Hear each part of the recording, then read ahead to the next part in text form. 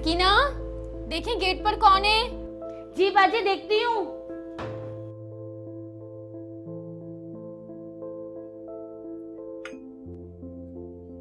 अच्छा बात सुने, आज आपकी मीटिंग थी, कब तक जाएंगे आप? जी जनाब, आज हमने सारी मीटिंग्स कैंसिल कर दी। क्यों? आज सारा दिन आपके साथ गुजारने का दिल चाह रहा है। अच्छा, तुम्हें याद है 2-3 दिन पहले तुमने कहा था कुछ ड्रेसेस लेने, तो सोचा आज आपको शॉपिंग भी करा दी जाए। अच्छा तो जनाब को हमारी बातें याद रहने लगी हैं। क्या करें, याद रखना पड़ता है। अस्सलामुअलैकुम। वालेकुम अस्सलाम। अस्सलाम वालेकुम भाई, अस्सलाम वालेकुम भाभी, कैसी हैं? मैं ठीक हूँ। इतनी सुबह सुबह खैरियत? क्यों, हमारे आने में हैरत होगी तुम्हें? हाँ हैरत तो हुई, लेकिन उससे ज्यादा खुशी भी।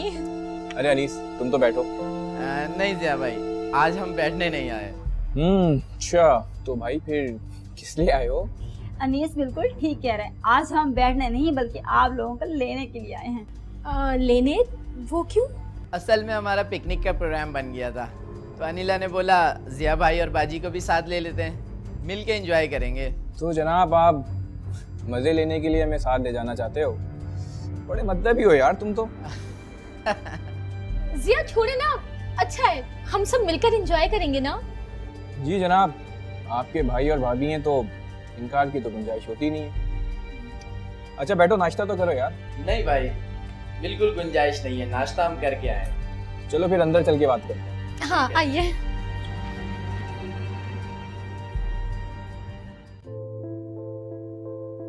और सुनाओ, जॉब कैसी चल रही है तुम्हारी? सही, अल्लाह का शुक्र है, फर्स्ट क्लास बिल्कुल। बैठो।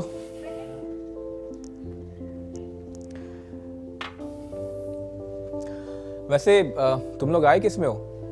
जिया भाई हम लोग टैक्सी में आए हैं। चलो मैं फिर अपनी गाड़ी ले लूँगा। ये बेहतर हो जाएगा। हाँ ठीक है, मेरी बेटी सो रही है, मेरे ख्याल में मैं उससे भी तैयार कर लूँ। अरे बच्ची की नींद क्यों खराब कर रही हो? वैसे भी मासी है ना घर पे, वो खुद ही संभाल लेगी, तुम क्यों टेंशन ले रही हो? अभी घंटे 1.5 घंटे में आ जाएंगे ना वापस। और क्या। अच्छा पापा ठीक है, चेंज तो कर लूँ है जिया? चले चेंज कर लेते हैं, ठीक है आप लोग बैठे, हम चेंज करके आते ठीक है।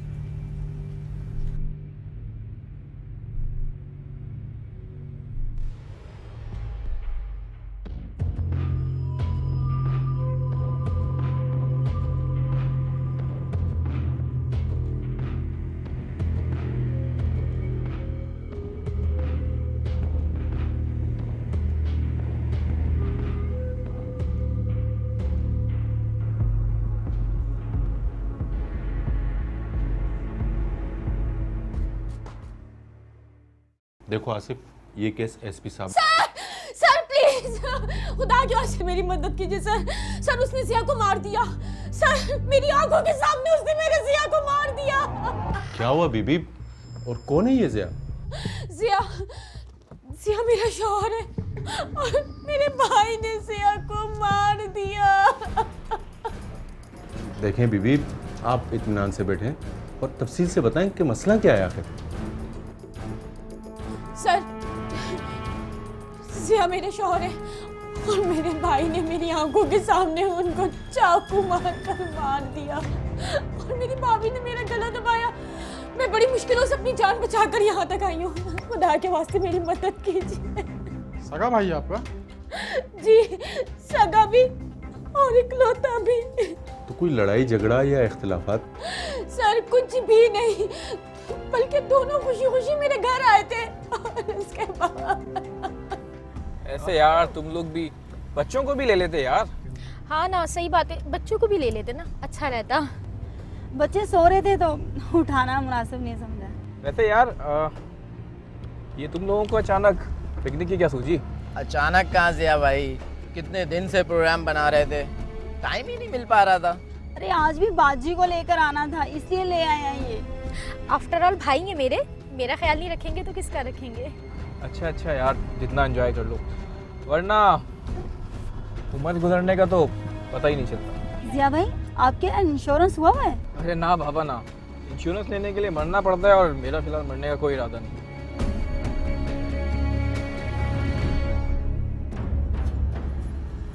मरना तो पड़ेगा जिया भाई, चाहे इरादा हो या ना हो। छोड़ो मुझे। घर पे करता था, मेरे घर पे बहुत होशियार बनता है। छोड़ो मुझे। इसको पकड़, ये छोड़ो मुझे। अरे भाग गई है। देखो, जल्दी कर, जल्दी जल्दी करो।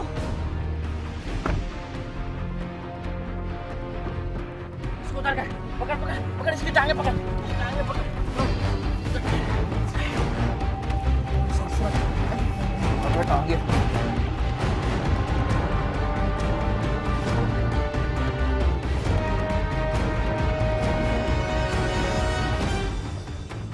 खुदा के वास्ते मेरी मदद कीजिए। देखें बीबी, मैं इस केस की तहकीकात करता हूँ और फिर आपके भाई के खिलाफ फ़ौरन कार्रवाई करता हूँ। आप अपने भाई और भाभी का नंबर लिखवा दें प्लीज़। जी लिखिए।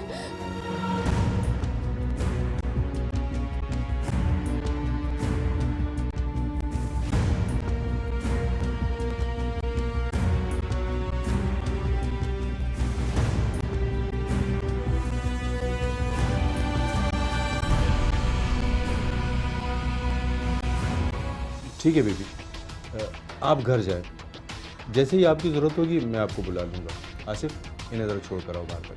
ठीक है सर, आइए आप।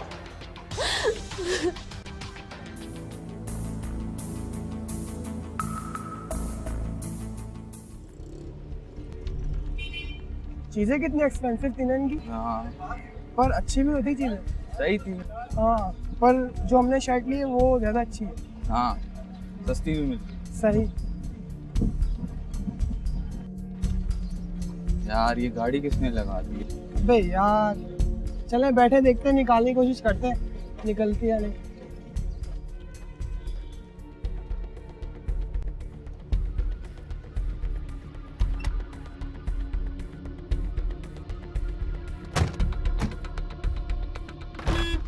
यार आगे से भी जगह नहीं है। चल काट के देख, शायद निकल जाएगी यार, चल कोशिश कर।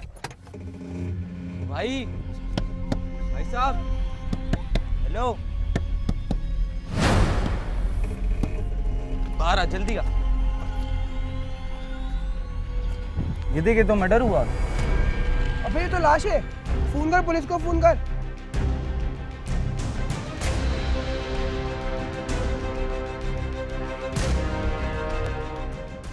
तुम शौहर की लाश लेने आई हो ना, ले जाओ, लेकिन इसके बाद शराफत से मुझसे शादी कर लेना। उसके शोहर की लाश घर पर पड़ी है और तुम उसे शादी की ऑफर कर रहे हो, और अपनी अकल पर इतना जोर है तुम्हें कि तुम्हें कोई बात गलत ही नहीं लगती।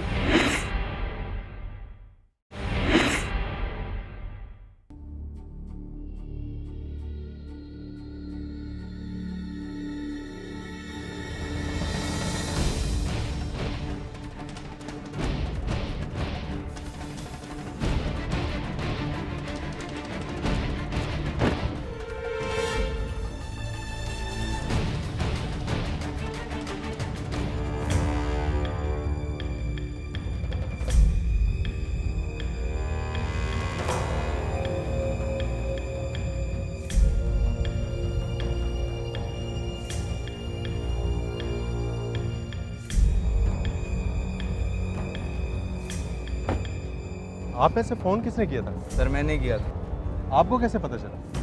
मैं उधर से आया तो गाड़ी में बैठा, जैसे ही तो हॉर्न दे रहा, कोई निकल नहीं रहा था। जैसे ही आके देखा तो अंदर डेड बॉडी पड़ी। Thank you. तुम ऐसा करो, लाश को तहवील में लेके पोस्टमार्टम करवाओ, ठीक है? Okay sir. और फिर मुझे फ़ौरन रिपोर्ट करो।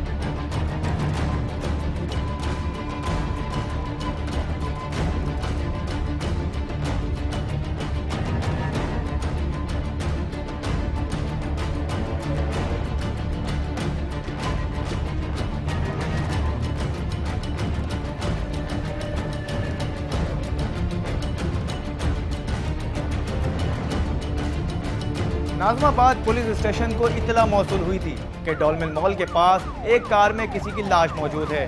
पुलिस ने जाए वारदात पर ज़रूरी कार्रवाई के बाद लाश को अब्बासी शहीद अस्पताल रवाना कर दिया था। कुछ ही देर पहले थाने में एक अजमत नामी खातून दाखिल हुई थी। खातून अपने शौहर के कत्ल की रिपोर्ट दर्ज करवाना चाहती थी, जिसे उसकी भाभी अनीला और भाई अनीस ने कत्ल कर दिया था। खातून से लाश शनाख्त करवाई गई, जिसे उसने अपने शौहर जिया के नाम से शनाख्त कर लिया। पुलिस ने फौरी कार्रवाई करते हुए अजमत के भाई के घर छापा मारा, लेकिन वहां ताला लगा हुआ था। पुलिस ने दोनों मियां बीवी के फोन नंबर CPLC को फराहम कर दिए थे। मकतूल की बीवी अजमत अपने मकतूल शौहर की लाश लाहौर ले जाना चाहती थी, इसलिए लाश लेने के लिए जब दूसरे दिन एडी सेंटर पहुंची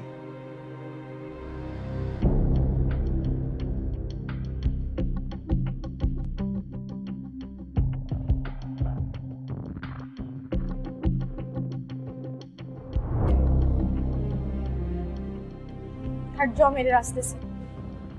देखो, खामोशी से तुम मेरी बात सुन लो, मैं चला जाऊंगा। तुम शौहर की लाश लेने आई हो ना, ले जाओ, लेकिन इसके बाद शराफत से मुझसे शादी कर लेना, वरना धमकी दे रहे हो? हकीकत बता रहा हूँ।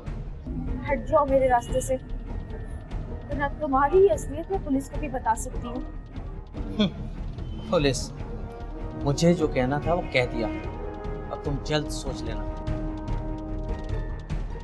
पुलिस के मुताबिक अजमत की मकतूल जिया से दूसरी शादी थी। पहले शौहर अलीम अहमद से 2 बच्चे थे। मकतूल की बीवी अजमत ने बताया कि उसका साबिका शौहर उससे दोबारा शादी करना चाहता है, जबकि वो नहीं चाहती थी। आखिर अलीम अजमत से दोबारा शादी क्यों करना चाहता था? अगर अलीम को अजमत से इतनी मोहब्बत थी तो अलहदगी क्यों इख्तियार की? लिहाजा पुलिस ने अजमत के बयान की रोशनी में अलीम अहमद को शामिल तफ्तीश कर लिया।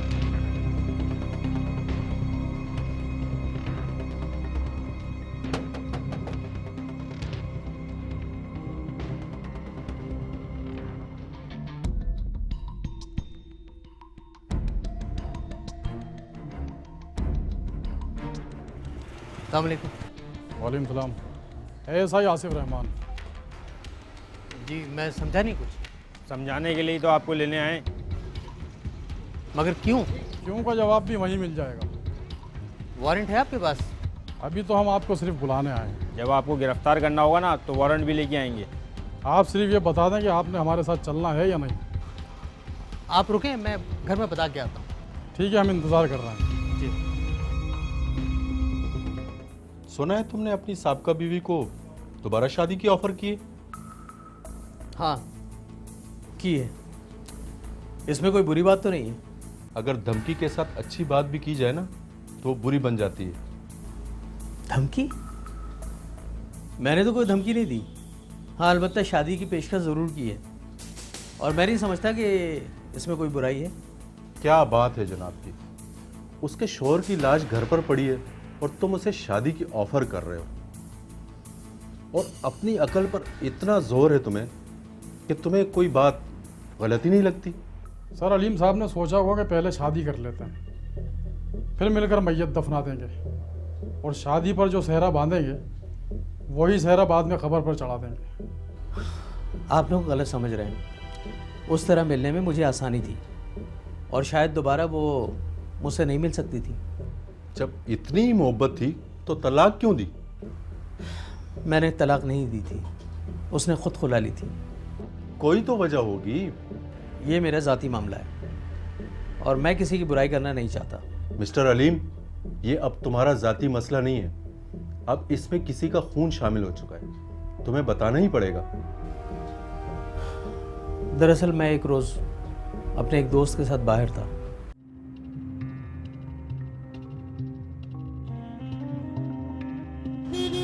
जल्दी आया, जल्दी आओ, जल्दी आ जाओ। यार तू भी इतनी देर से आया यार। यार पहले ही देर हो रही है। एक तो जल्दी बहुत होती है तेरे को यार। अच्छा ना यार। चल अब।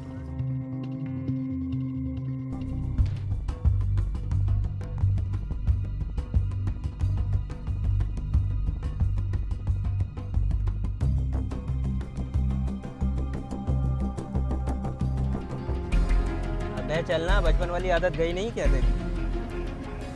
अच्छा,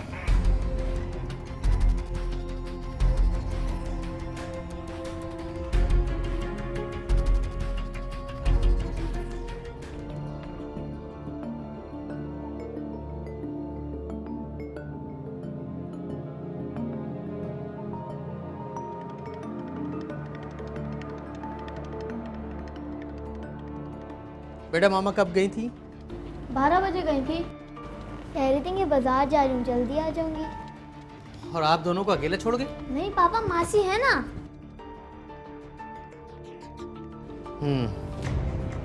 अस्सलाम वालेकुम। आज आप जल्दी आ गए?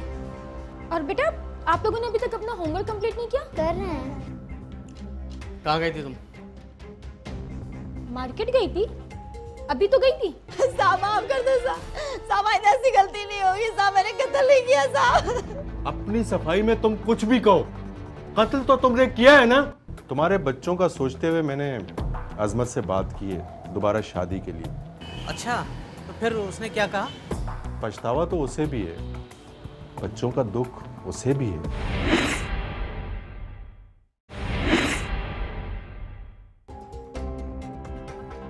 बेटा आप लोग प्लीज अपने कमरे में जाओ।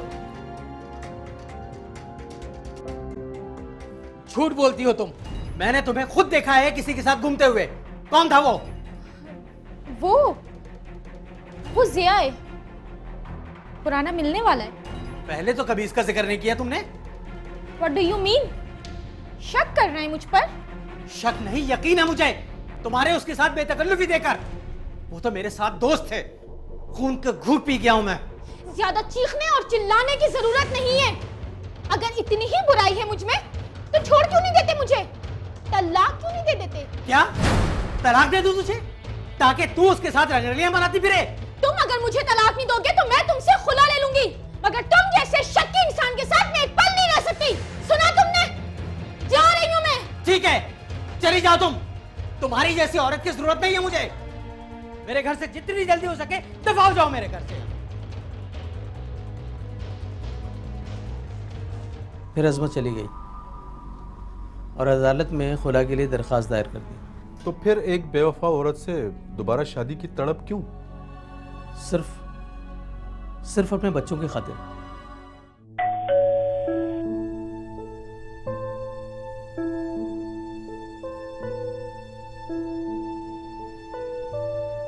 सलाम वालेकुम। वालेकुम अस्सलाम।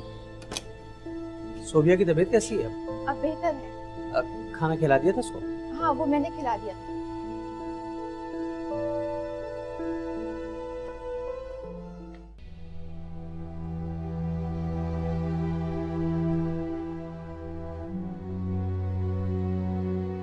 अब्बू अस्सलाम वालेकुम। वालेकुम सलाम बेटा। कैसी तबीयत है इसकी अब? पहले से बेहतर है। आपने दवा दे दी थी टाइम पे? जी अब्बू। अच्छा, अब ऐसा करो कि तुम थक गए होगे, अपने कमरे में जाके आराम करो। जी अब्बू। ठीक है, बहन के पास में है। शाबाश।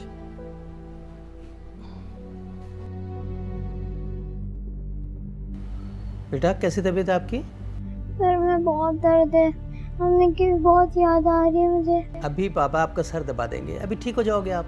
मुझे मम्मी की बहुत याद आ रही है, मुझे मम्मी की याद आ रही है, मुझे मम्मी की याद आ रही है, मुझे मम्मी की याद आ रही है। अगर इस केस में हम देखें तो अजमत में भी इड इम्पल्सेस ज़्यादा हाई नज़र आती हैं, जहाँ पे उसने अपना हंसता बसता घर, 2 बच्चे, अपनी सिर्फ इस ख्वाहिश के खातिर कि उसकी जो ख्वाहिश बचपन में हो सकता है किसी वजह से या माँ बाप के प्रेशर की वजह से वो पूरी नहीं हो पाई, वो रिप्रेस हो गई, दब गई, लेकिन जब उसको उसके मुताबिक कोई लाइफ पार्टनर मिला तो अपनी उसने ख्वाहिश पूरी करना जायज़ समझा, ना कि मोरल वैल्यूज़ को देखते हुए। मेरे बच्चे बहुत डिस्टर्ब हो गए और मैं नहीं चाहता कि उन्हें माँ की कमी महसूस हो। पर तेरी साहबका बीवी अजमत तो खुला की वजह कुछ और बता रही थी। खुला लेने के लिए कोई ना कोई इल्ज़ाम तो लगाना था ना। और इसका क्या सबूत है कि अनीस ने ही जिया का कत्ल किया है? क्या मतलब? मतलब आप मुझसे बेहतर जानते हैं, कोई ऐनी शाहिद तो है नहीं इस केस का। लेकिन वो अपने इकलौते सगे भाई पर इतना बड़ा इल्ज़ाम क्यों लगाएगी? झूठ क्यों बोलेगी वो? अजमत मकतूल की बीवी है और मुद्दई भी वही। अजमत ने खुद अनीस को छुरियां मारते देखा है। मैं ये नहीं कह रहा कि वो झूठ बोल रहे हैं, लेकिन बहन भाई के दरमियान कोई तनाज़ा भी तो हो सकता है, मसलन जायदाद का तनाज़ा, दूसरी शादी का तनाज़ा। अगर बहन भाई में तनाज़ा था तो फिर ये वजह क्यों बनी? आखिर अनीस रूपोश क्यों है? ये तो वो दोनों ही बता सकते हैं। ठीक है अलीम साहब, आपको तकलीफ़ थी, आपसे काफ़ी मालूमात हासिल हुई। उम्मीद है आप आइंदा भी ताउन करेंगे। जी बिल्कुल, जब आप कहेंगे मैं हाजिर हो जाऊँगा। अच्छा एक बात तो बताइए, शायद मैं आपकी कोई मदद कर सकूं। जी कहिए। अगर आपकी साबका बीवी दोबारा शादी करना चाहे आपसे तो आप तैयार हैं? बोले। मैं अपने बच्चों की खातिर कुछ भी कर सकता हूँ। Thank you very much. Azmat के साबिका शौहर अलीम के मुताबिक वो बच्चों की वजह से डिस्टर्ब था, इसलिए अजमत से दोबारा शादी का ख्वाहिशमंद था। कहीं ऐसा तो नहीं अजमत भी बच्चों की वजह से डिस्टर्ब हो और दोनों ने मिलकर जिया को रास्ते से हटा दिया हो। लेकिन फिर अजमत ने भाई और भाभी को कातिल क्यों करार दिया? पुलिस के लिए जिया कत्ल केस एक मुअम्मा बन गया था। और फिर 1 महीने बाद पुलिस को CPLC से कॉल मौसूल हुई कि हेलो। ओह गुड, बोले लिखवाएं। ओके।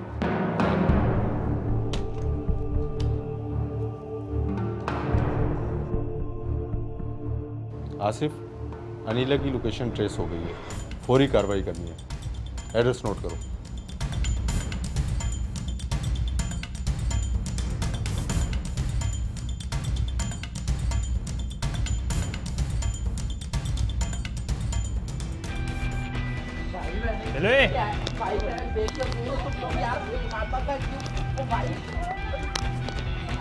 चलो चल।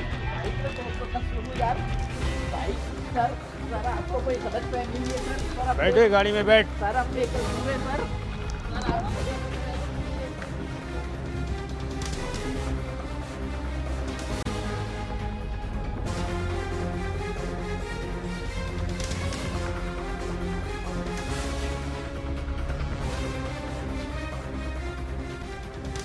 सीधा खड़ा हो। बहनोई से कोई इख्तिलाफ था? नहीं साहब। बहन से कोई इख्तिलाफ था? नहीं साहब। तो फिर क्यों कत्ल किया तूने जिया को? बस सर हम लालच में आ गए थे सर। कितना बेगैरत इंसान है तू।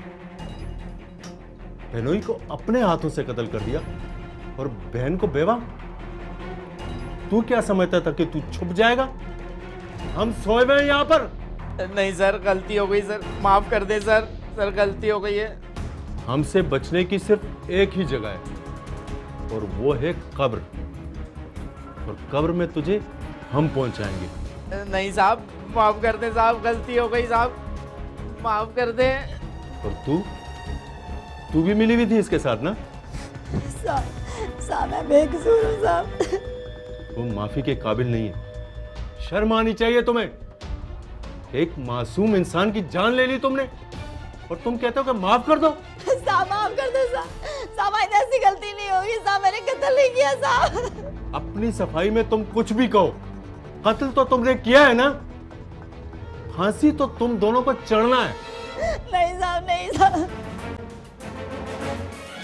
यहाँ पे भाई ने एक तो आसान तरीका, क्योंकि नो डाउट कि नेगेटिव वे या नेगेटिव रास्ता हमेशा आसान तरीन नज़र आता है इंसान को, लेकिन आगे जाके वो कितनी बड़ी मुश्किल में फंस जाते हैं या आखिरी उनका अंजाम जो है वो एक कानून या पुलिस या जेल ही होती है, वो उस वक्त उनको नज़र नहीं आ रहा होता। इंसान की फितरत ही ये है कि वो हमेशा आसानियाँ ढूंढता है या आसानियाँ तलाश करता है। उस वक्त उसको आसान तरीन रास्ता यही मिला कि अगर इसको रास्ते से हटा दिया जाए, मार दिया जाए, तो घर प्रॉपर्टी मेरी हो जाएगी। तो इसलिए उसने आसान रास्ता अख्तियार करते हुए, आसानियाँ देखते हुए अपने बहनोई को कत्ल करना ज़्यादा बेहतर समझा बनिस्बत उससे बात करके और लंबा रास्ता अख्तियार करने से। जुबैर, ले जाओ इनको, बंद करो और इनका बयान लिखो। सर गलती हो गई। छोड़ो मुझे साहब, माफ कर दो साहब, छोड़ो मुझे साहब, ऐसा नहीं होगा साहब। कर दे सर।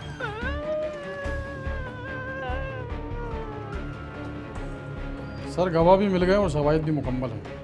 मेरा ख्याल है इनका चालान तैयार करके अदालत में पेश कर देते हैं। सब्र करो, इतना मुश्किल केस हल किया है, पहले मुंह तो मीठा कर लें। मिठाई? तो फिर ले आओ मिठाई। नहीं, मिठाई कोई और लेकर आएगा। कोई और? कौन?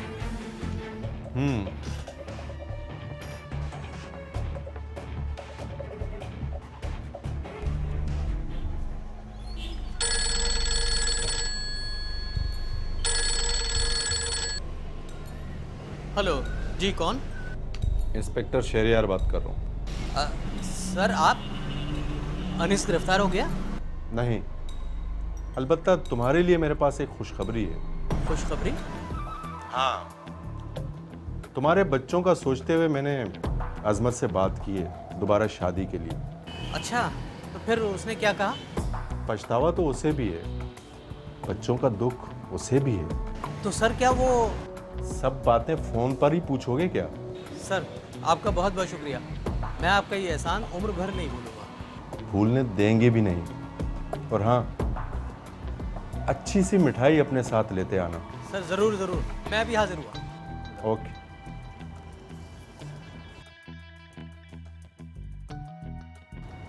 मिठाई, कड़वी मिठाई। कड़वी मिठाई? सर मैं कुछ समझा नहीं।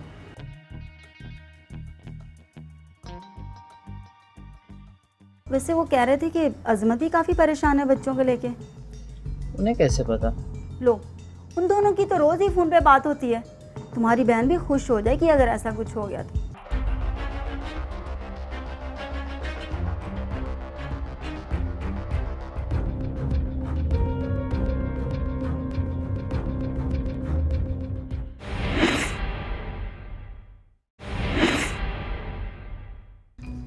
अस्सलाम वालेकुम सर। वालेकुम अस्सलाम। अलीम साहब, आपका इंतजार हो रहा था। सर आज मैं आपको अपने हाथों से मिठाई खिलाऊंगा। ये लो। बस मिस्टर अलीम, ये मिठाई अब तुम्हारे लिए कड़वी हो चुकी है। तू क्या समझता था कि जिया को कत्ल करने के बाद अजमत की मिठास को चख लेगा? जब किसी मिठाई में इंसान का खून शामिल हो जाए ना, तो वो कड़वी हो जाती है, जहर बन जाती है। वो झूठ है, ये बकवास है। मैंने जिया का कत्ल नहीं किया। जिया को तो अनीस ने मारा है। बंद कर अपनी बकवास। अनीस तो सिर्फ मोहरा था, चाल तो तेरी थी। अनीस तो सिर्फ टूल था, ऑपरेटर तो तू था।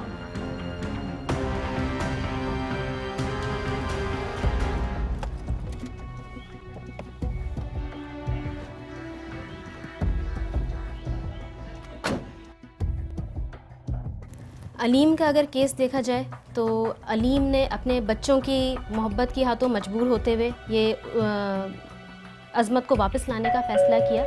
लेकिन यहाँ पे उसका एक्सट्रीम ये लेवल ये था कि उसने अपनी गैरत का मसला बना लिया था इसको। अगर एक आम इंसान होता तो वो नॉर्मल वे में भी जाके अपने बात करके बच्चों को माँ का वास्ता देके वापस ला सकता था। अस्सलाम वालेकुम।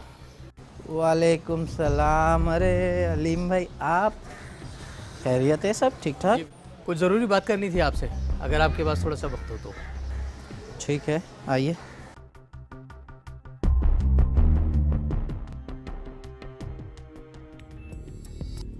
अलीम भाई, आप अजमत बाजी से ही क्यों दोबारा शादी करना चाहते हो? सिर्फ और सिर्फ अपने बच्चों की खातिर। मुझसे अपने बच्चों की परेशानी देखी नहीं जाती। हाँ, वैसे माँ के बगैर तो बच्चों की जिंदगी बर्बाद हो जाती है। लेकिन अब तो बाजी शादी कर चुकी है। तुम अगर गैरतमंद होते ना, तो तुम्हारी बहन कभी भी शादी नहीं करती। और अगर किसी सही आदमी से करती तब भी कोई बात नहीं। क्यों? जिया भाई अच्छे नहीं है क्या? जिया भाई, तुम लोग शायद जिया से वाकिफ नहीं हो। एक नंबर का शातिर आदमी है, शातिर। ये घर तुम्हारे वालिद का है ना? हाँ। ये घर भी पी जाएगा और तुम लोग सड़क पे आ जाओगे। तो फिर क्या करें? देखो, मेरे पास एक प्लान है। पुलिस के मुताबिक मकतूल के साले और अजमत के भाई अनीस और उसकी बीवी ने मकतूल जिया के कत्ल का एतराफ़ करते हुए बताया कि अजमत का साबिका शौहर अलीम अहमद जब भी उनसे मिलता वो उसे बेगैरती का ताना दिया करता था, और दूसरी तरफ उनको ये खतरा लाहक था कि अगर मकतूल की बेवा अजमत ने बाप की जायदाद वाहिद मकान में से हिस्सा मांग लिया तो दोनों फुटपाथ पर आ जाएंगे। देखो, मैं कोई गलत बात नहीं कर रहा, मैं तुम लोगों को ही बचा लूंगा और ये घर भी बच जाएगा। अनीस, अलीम भाई क्या तो ठीक ही रहे हैं। अगर हमारा घर ही हमसे छिन गया तो हम क्या करेंगे? मुझे तो सोचकर ही डर लग रहा है। देखो अनीस, तुम्हारी बीवी तुमसे ज़्यादा समझदार है, उसके समझ में आ गई बात।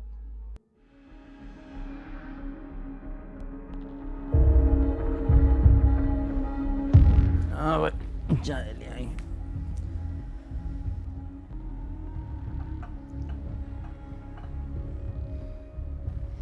आपने गौर किया अलीम भाई की बातों पे? उसी पे गौर कर रहा था यार, मगर कुछ समझ में नहीं आ रहा। ये ना अगर मगर के चक्कर छोड़ो, ये क्यों नहीं सोचते अगर तुम्हारी बहन ने मकान पे कब्जा कर लिया ना तो हम कहीं के नहीं रहेंगे। ये तो है यार, मगर काम कितना खतरनाक है, तुमने ये सोचा? जब सारी जिम्मेदारी अलीम भाई खुद उठा रहे हैं तो डर किस बात का? पता है जाते हुए मुझे क्या कह रहे थे? क्या कह रहे थे कि असला भी देंगे और 2 लाख रुपए नगद, बस मुझे अजमत दिला दो। 2 लाख नकद? जी जनाब, है बेचारे कितना प्यार करते हैं तुम्हारी बहन से।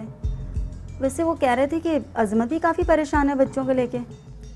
उन्हें कैसे पता? लो, उन दोनों की तो रोज़ ही फ़ोन पे बात होती है। तुम्हारी बहन भी खुश हो जाएगी अगर ऐसा कुछ हो गया तो। लेकिन मैं... अरे लेकिन कुछ नहीं, तुम तो बस चुप ही रहो, मैं खुद ही बात कर लेती हूँ अलीम भाई से। रुको तुम।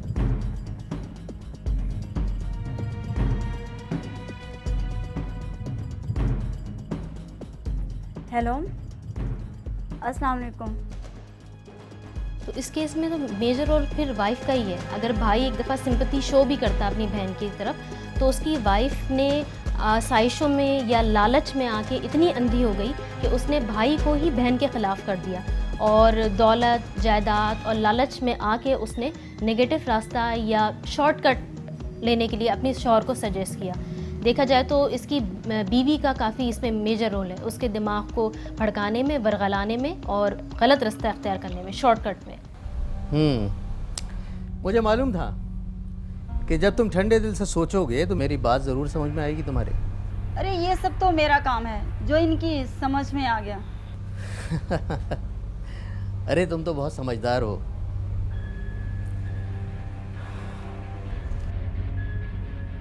ये लो।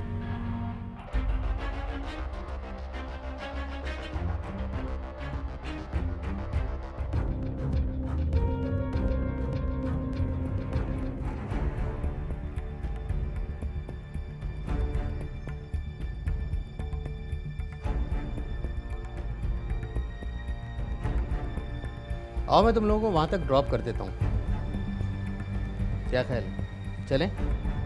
हर इंसान में 3 इम्पल्सेस होती हैं, 3 ख्वाहिशात होती हैं। इट जो कि एक हैवानी इम्पल्स कहलाती है, जिसमें आई वांट राइट नाउ, यानी कि मुझे चाहिए, एनी हाउ चाहिए। उसमें आप सोसाइटी, नॉर्म्स, रूल्स, ये सब चीज़ें नहीं देख रहे होते। सेकंड अगर देखा जाए तो ईगो, जो आपके उसको बैलेंस कर रही होती है। आप सोसाइटी के हिसाब से रिएक्ट करते हैं कि सोसाइटी में क्या चल रहा है, अगर यहाँ पे मेहमान बैठे हुए हैं तो मुझे अकॉर्डिंगली रिएक्ट करना पड़ेगा। थर्ड इम्पल्स होती है आपकी सुपर ईगो, जो कि आपको मोरल वैल्यूज़ सिखाती है, क्या सही है क्या गलत है। अगर देखा जाए तो ऐसे लोगों की इट इम्पल्सेस बहुत हाई होती है, इनके बचपना कह सकते हैं, मुझे चाहिए, एनी हाउ चाहिए। फिर वो सोसाइटी, नॉर्म्स, कल्चर, वैल्यूज़, इन सब को साइड में रखते हुए वो पूरी करते हैं जो उनकी ख्वाहिश होती है अपनी इट इम्पल्सेस के थ्रू।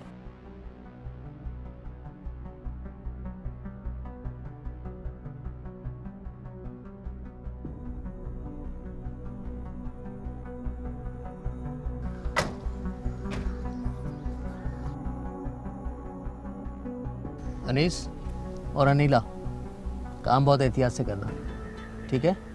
अब फिक्र करने की कोई ज़रूरत नहीं है, मैं हूँ तुम लोगों के साथ। ठीक है अलीम भाई। बहुत एहतियात से। ठीक है। इन्वेस्टिगेशन अफसर के मुताबिक अलीम अहमद ने सारा गेम बहुत प्लानिंग से खेला था। उसका ख्याल था कि अजमत के शोहर जिया के कत्ल के बाद अनीस को सजा हो जाएगी और अजमत बेआसरा होकर उसकी झोली में आ गिरेगी और भाई के मकान की वारिस भी अजमत ही रह जाएगी। पुलिस ने मुल्जिमान के खिलाफ चालान बनाकर अदालत में पेश कर दिया। मोहब्बत के हर जज्बे से वो इनकार करता है। वो खुद नफरत है और नफरत का कारोबार करता है। उसे जब मौत है प्यारी तो खुद मर क्यों नहीं जाता। वो सारे शहर को जीने से क्यों बेजार करता है।